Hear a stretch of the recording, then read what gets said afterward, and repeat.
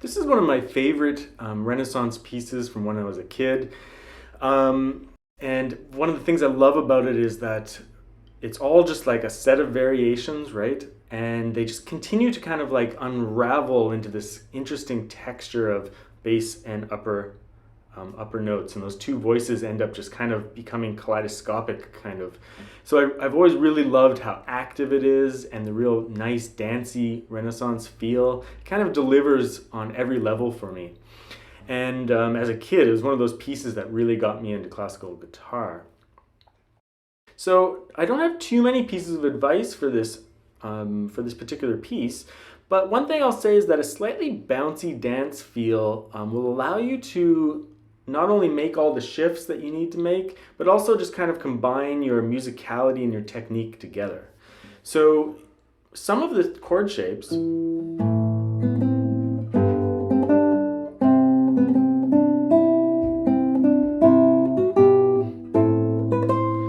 they're tough to get absolutely legato, but that's okay because it's a dance, right? So this bouncy kind of dance feel to the piece will facilitate the shifts and the fingering. So making your musicality and your technique work together as one. So just explore that nice dancey feel to it to make sure that you're getting the benefit of both. The other thing I'll say is there's a couple of places in the piece where you could remove one or two voices if you want. One place would be bar 6. If getting that inner C, because you have to jump that first finger over, if that's a problem, just remove it. It'll sound fine. It's not very noticeable, but it's, like I said, with that bouncy kind of detached legato, the jumping the first finger shouldn't be too much of a problem anyway.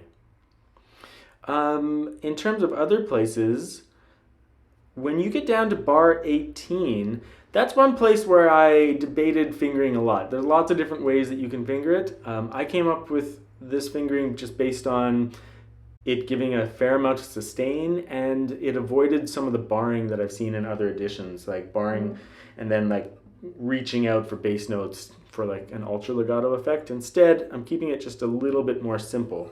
I'll just go through the pickup to bar 18 and onward just to kind of show you it slowly.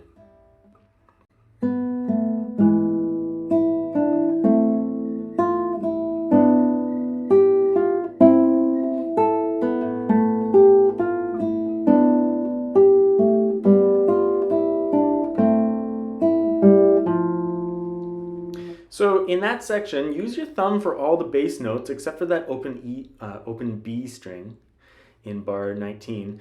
But use your thumb the rest of the time, so just keep that lower voice with the thumb. And I've marked that in the score. And that goes for the rest of the piece too, just like lower voice is just played with the thumb the whole time.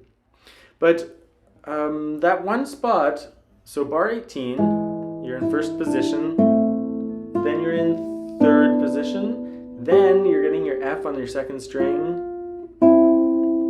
Then just let go of this chord and get the next one. Open E to facilitate the shift, then 3-1. There's lots of ways to finger that particular section there, but I feel that works very, very nicely. And then you're home free, so to speak. And then the final variation at the very end is really just exactly the same fingering, except it's unraveled more, so the interaction between the two voices just increased, right? So I hope you enjoy that piece. Like I said, it's one of those Renaissance pieces that really delivers for me. It's only around the grade 5 or 6 level in the RCM, but when I was younger, I really enjoyed it just for all the activity in the piece and the feel, the nice Renaissance feel and whatnot. So it's a great piece to just play. It's not too difficult. It might take you a little while to kind of get some of the chord shapes and jumps and whatnot, but really none of them are particularly awkward. There's no crazy stretches or anything like that. So I think you'll do just fine. Just study it nice and slowly and you'll get it.